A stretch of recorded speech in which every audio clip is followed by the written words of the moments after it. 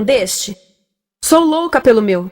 Na verdade, adoro todas as minhas coisas. Já se perguntou de onde vêm todas as coisas que compramos e para onde vão quando nos desfazemos delas? Não conseguia deixar de pensar nisso, por isso quis saber mais sobre o assunto. E os livros diziam que as coisas se deslocam ao longo de um sistema.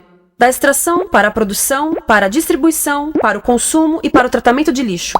Isso tudo se chama a economia de materiais. Bem, estudei um pouco mais.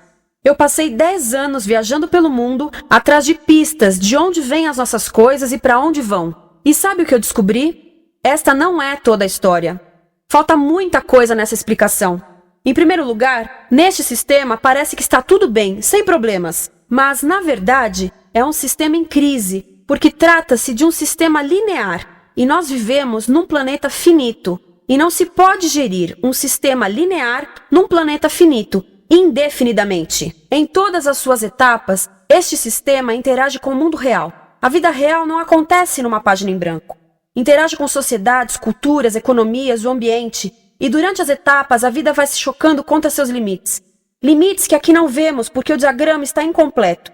Então voltemos atrás para preencher alguns espaços e ver o que falta. Uma das coisas mais importantes em falta são as pessoas. Sim, pessoas. As pessoas vivem e trabalham em todas as etapas desse sistema, onde algumas são um pouco mais importantes que outras. Algumas têm maior poder de decisão. Quem são elas? Comecemos pelo governo. Meus amigos dizem que eu devia usar um tanque para simbolizar o governo, e isso é uma realidade em muitos países, e cada vez mais também no nosso. Afinal, mais de 50% dos nossos impostos vão para os militares. Mas vou usar uma pessoa para simbolizar o governo, porque acredito nos valores e na visão de que o governo deve ser das pessoas, pelas pessoas, para as pessoas. A função do governo é olhar por nós, cuidar de nós. Esse é o seu trabalho. Depois vem as corporações. O que leva as corporações a parecerem maiores que o governo é porque elas são maiores que o governo. Atualmente, entre as 100 maiores economias da Terra, 51 são corporações. À medida que as corporações foram crescendo, em tamanho e poder, assistimos a uma pequena mudança no governo, como se estivessem mais preocupados com o bem-estar deles do que com o nosso. Muito bem, então vejamos o que mais falta nessa imagem. Começaremos pela extração, que é uma palavra pomposa para exploração de recursos naturais, que por sua vez é uma palavra pomposa para destruir o planeta. A verdade é que cortamos as árvores, arrebentamos as montanhas para extrair os metais, consumimos toda a água e exterminamos os animais. Aqui enfrentamos o nosso primeiro limite. Estamos ficando sem recursos naturais. Estamos utilizando demasiados materiais. Sei que isto pode ser difícil de ouvir, mas é a verdade. Por isso temos que lidar com isso. Durante apenas as 3 últimas décadas, foram consumidos 33% dos recursos naturais do planeta. Desapareceram. Cortamos, minamos, perfuramos e destruímos o planeta tão depressa que estamos debilitando a capacidade do planeta para sustentar o nosso modo de vida. Onde eu vivo, nos Estados Unidos, resta-nos menos de 4% da nossa floresta original. 40% dos cursos de água estão impróprios para o consumo. E o nosso problema não é apenas estarmos utilizando demasiados recursos, mas o fato de estarmos utilizando mais do que a nossa parte. Temos 5% da população mundial, mas usamos 30% dos recursos mundiais. Se todos consumissem ao ritmo dos Estados Unidos, precisaríamos de 3 a 5 planetas. E sabem uma coisa? Só temos um. Então, a resposta do meu país a essa limitação é simplesmente ir tomar dos outros. Este é o terceiro mundo, que alguém dirá tratar-se apenas de uma expressão para designar o local para onde foram as nossas matérias-primas. E o que é que acontece? A mesma coisa, destruição do local. 75% das zonas de pesca do planeta estão sendo exploradas ao máximo ou além da sua capacidade. Desapareceram 80% das florestas originais do planeta. Só na Amazônia perdemos 2.000 árvores por minuto, o equivalente a um campo de futebol por minuto. Então, e as pessoas que vivem aqui? Bem, de acordo com esses sujeitos, eles não são donos desses recursos. Mesmo que vivam lá há gerações. Não são donos dos meios de produção, nem compram muitas coisas. Nesse sistema, quem não possui nem compra muitas coisas não tem valor. A seguir, as matérias-primas seguem para a produção, aonde utilizamos energia para misturar químicos tóxicos com recursos naturais para produzir produtos contaminados com tóxicos. Há atualmente no comércio mais de 100.000 químicos sintéticos. Apenas um punhado foi testado para avaliar o seu impacto na saúde, e nenhum foi testado em relação aos impactos sinérgicos na saúde, ou seja, a interação com todos os outros químicos aos quais estamos expostos diariamente.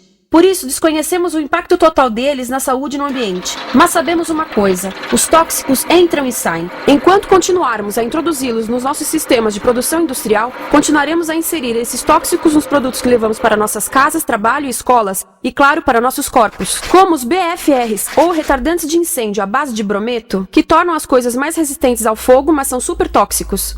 São neurotóxicos, ou seja, tóxicos para o cérebro. O que é que estamos fazendo usando esses químicos? Apesar disso, os usamos em nossos computadores, eletrodomésticos, sofás, colchões e até alguns travesseiros. Sim, pegamos nossos travesseiros, os revestimos com neurotoxinas, levamos para casa e dormimos por 8 horas com eles. Não sei, mas acho que num país com tanto potencial, poderíamos ter uma maneira melhor de evitar que as cabeças peguem fogo à noite. Sabia que essas toxinas vão se acumulando ao longo da cadeia alimentar e se concentram nos nossos corpos? Sabe qual é o alimento do topo da cadeia alimentar com o nível mais elevado de químicos tóxicos? O leite materno. Isto significa que os menores membros das nossas sociedades, os nossos bebês, recebem as maiores doses de químicos tóxicos das suas vidas a partir do leite das suas mães. Não acha que é uma incrível violação? A amamentação deveria ser o mais importante ato humano de nutrição. Deveria ser algo sagrado e seguro. A amamentação continua a ser o melhor e as mães devem amamentar, mas nós deveríamos proteger esse ato. Eles deviam protegê-lo. Eu pensava que zelavam pelos nossos interesses. As pessoas que mais sofrem com esses produtos químicos são os trabalhadores das fábricas. Muitos são mulheres em idade reprodutiva, que trabalham com toxinas que afetam a gestação, carcinogênicos e muito mais.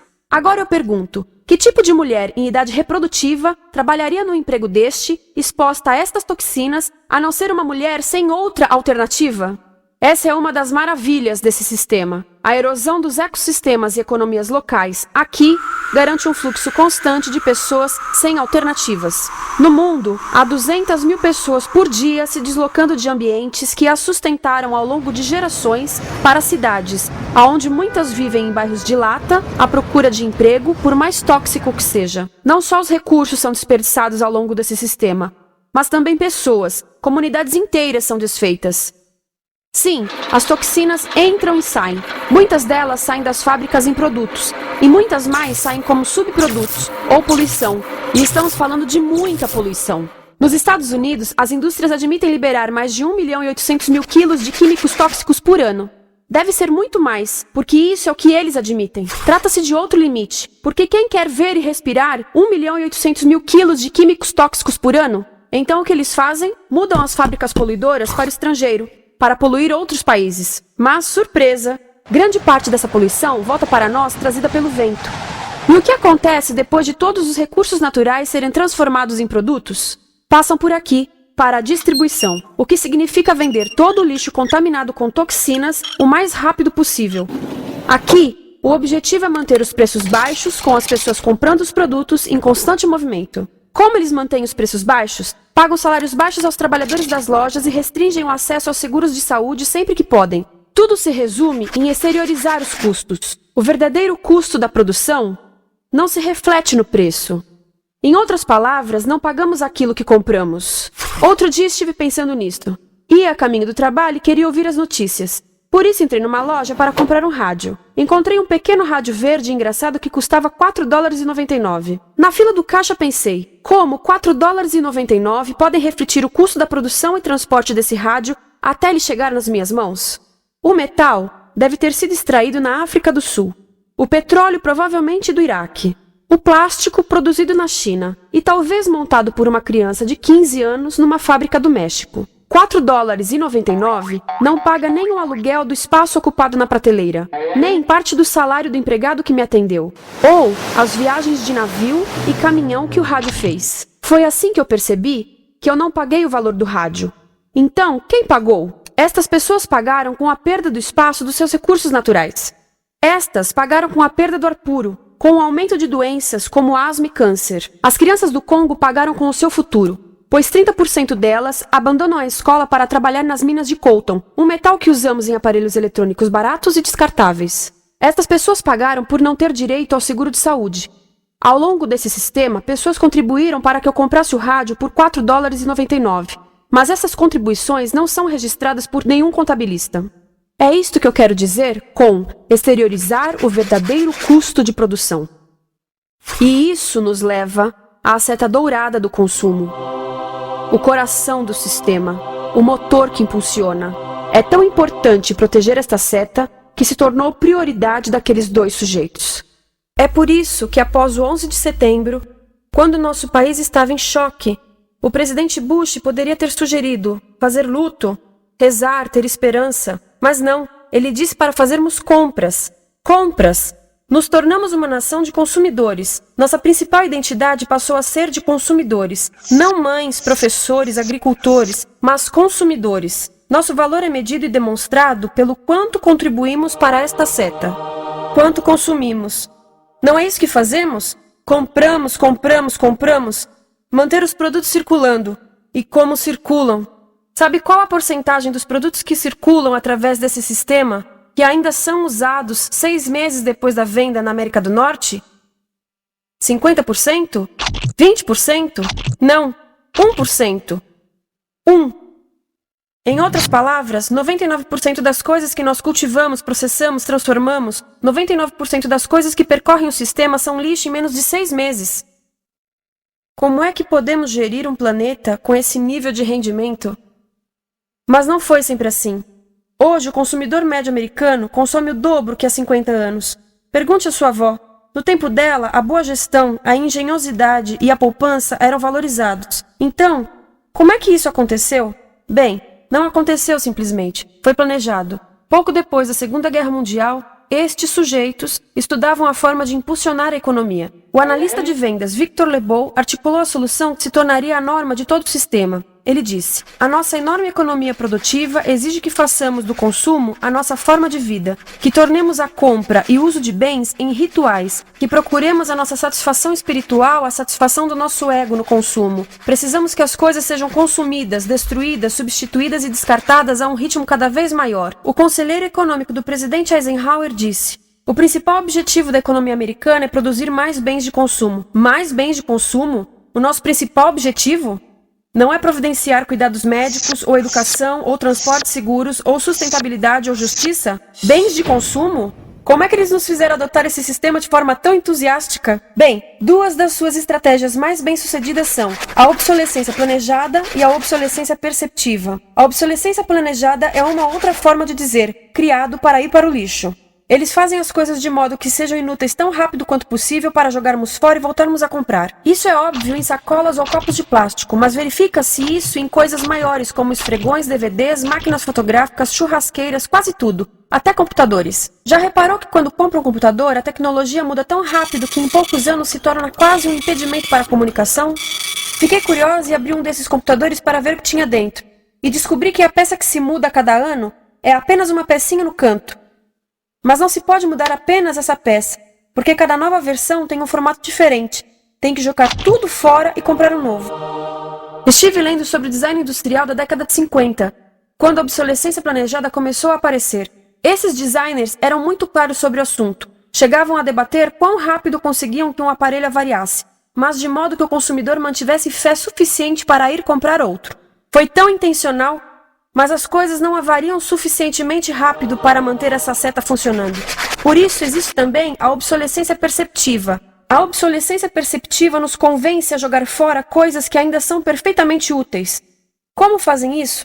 Mudam a aparência das coisas. Por isso, se comprou suas coisas há alguns anos, todos percebem que você não tem contribuído para essa seta. E como o nosso valor depende da nossa contribuição para essa seta, isso pode ser embaraçoso.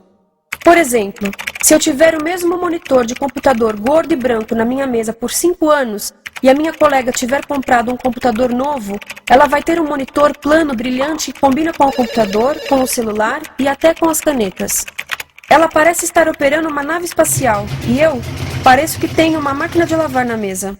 A moda é outro bom exemplo. Já se perguntou por que os saltos dos sapatos das mulheres passam de largos para finos num ano e no próximo de finos para largos? Não é por haver um debate sobre qual deles é mais saudável. É porque usar saltos largos num ano de saltos finos mostra que você não contribuiu recentemente para a seta. Por isso não vale tanto quanto a pessoa com saltos finos ao seu lado, ou em um anúncio. É para comprarmos sapatos novos. A publicidade e a mídia em geral têm um papel importante nisto. Cada um de nós nos Estados Unidos é bombardeado com mais de 3.000 anúncios por dia. Vemos mais publicidade num ano do que as pessoas há 50 anos viam em toda a vida. Qual é o objetivo de um anúncio, se não nos fazer infelizes com o que temos? Por isso, nos dizem 3.000 vezes por dia que nosso cabelo está errado, nossa pele, nossa roupa, nossos móveis, nossos carros, nós estamos errados. Mas tudo se resolve se formos às compras. A mídia também ajuda a esconder tudo isto e isto. Por isso, a única parte da economia que vemos são as compras. A extração, produção e envio para o lixo acontecem fora do nosso campo de visão. Por isso, nos Estados Unidos, temos mais coisas do que tivemos antes, mas pesquisas mostram nossa felicidade declinando. Nossa felicidade teve seu pico na década de 50, a mesma época em que a febre consumista explodiu. Coincidência interessante. Acho que sei o porquê. Temos mais coisas, porém menos tempo para o que realmente nos faz felizes. Amigos, família, tempo livre. Estamos trabalhando mais do que nunca. Analistas dizem que não temos tão pouco tempo livre desde a sociedade feudal. E sabem quais são as duas atividades que mais fazemos no pouco tempo livre que temos? Ver televisão e fazer compras.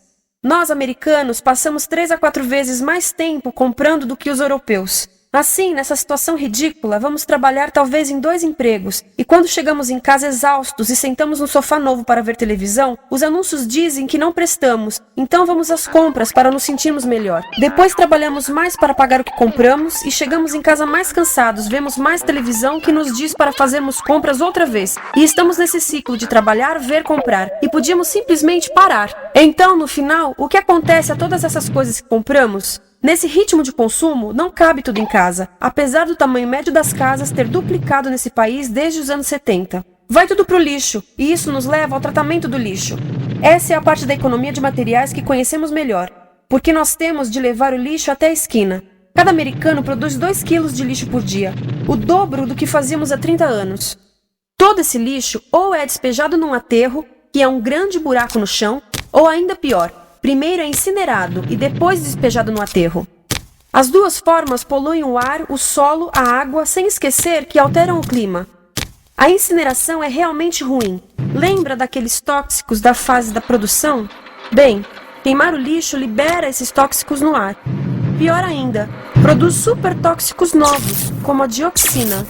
A dioxina é a substância mais tóxica feita pelo homem, e os incineradores são a principal fonte de dioxina. Isso significa que podemos parar a principal fonte da mais tóxica substância conhecida e feita pelo homem, simplesmente parando de queimar o lixo. E podemos parar hoje. Algumas empresas não querem criar aterros e incineradores aqui. Por isso, também exportam os resíduos. Então, e a reciclagem? A reciclagem ajuda? Sim, a reciclagem ajuda. Ela reduz o lixo nessa extremidade e depois reduz a pressão para minerar e colher mais nessa extremidade. Sim, todos devemos reciclar, mas reciclar não é o suficiente. Reciclar nunca será suficiente, por 2 razões. Primeiro, o lixo que vem das nossas casas é apenas a ponta do iceberg. Para cada saco de lixo que deixamos na esquina, 70 sacos de lixo são criados anteriormente, só para fazer o lixo desse saco que deixamos na esquina. Assim, mesmo que pudéssemos reciclar 100% do lixo das nossas casas, não se chegaria ao coração do problema. Além disso, grande parte do lixo não pode ser reciclado, ou porque contém demasiados tóxicos, ou porque é criado de início para não ser reciclável, como aquelas caixas de suco, que têm as camadas de metal, papel e plástico, todas coladas. Não dá para separar essas camadas para reciclá-las. Como se vê, é um sistema em crise. Por todo o percurso, estamos batendo em limites, do clima em mudança ao decréscimo da felicidade. Simplesmente não está funcionando. Mas a parte boa de um problema tão generalizado é haver tantos pontos de intervenção. Há pessoas trabalhando aqui salvando florestas, e aqui na produção limpa. Pessoas trabalhando em direitos do trabalho, em comércio justo, em consumo consciente, no bloqueio de aterros e incineradores. E muito importante, em recuperar o nosso governo, para que seja realmente pelas pessoas e para as pessoas. Todo esse trabalho é criticamente importante, mas as coisas vão realmente começar a se mover quando enxergarmos as ligações, quando enxergarmos o panorama geral. Quando as pessoas ao longo do sistema se unirem, poderemos reivindicar e transformar esse sistema linear em algo novo, um sistema que não desperdice recursos ou pessoas, porque aquilo de que precisamos nos livrar é da antiga mentalidade de usar e jogar fora. Há uma nova escola de pensamento nesse assunto, e é baseada em sustentabilidade e equidade, química verde, zero resíduos, produção em ciclo fechado, energia renovável, economias locais vivas, já está acontecendo. Há quem diga que é irrealista, idealista, que não pode acontecer. Mas eu digo que quem é irrealista são os que querem continuar pelo velho caminho. Isso é que é sonhar. Lembre-se que a velha forma não aconteceu por acaso. Não é como a gravidade que temos que conviver. As pessoas a criaram, e nós também somos pessoas. Por isso, vamos criar algo novo.